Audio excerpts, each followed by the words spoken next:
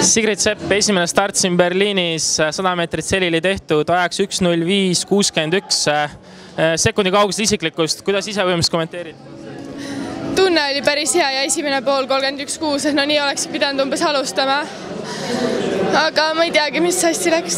Kuidas veealuse osaga rahule jääd siin stardist ja pöördest? Stardist oli isegi enam-vähem, aga see pöördest mul on need jalad alati üpris nõrgad olnud, et sealt ei tulnud midagi head väga.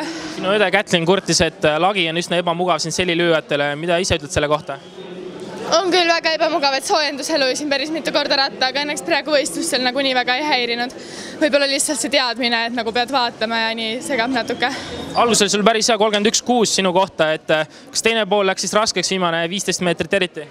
Ja no viimased meetrid olid rasked, aga ma lootsin ikka, et tuleb nagu kiirem see teine pool.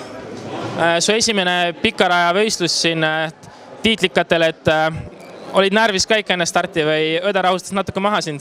Ei, ma olin ikka päris närvis ja õde ikka proovis rahustada, aga noh. 50 meetrit selline on sul veel ees, et loodasti jalg siis nii palju värise, et käes on ka praegu hetkel juunioride rekord 30.09, et on lootust see üle ujuda? Ma ei tea, elame näeme. Palju edu sulle! Aitäh!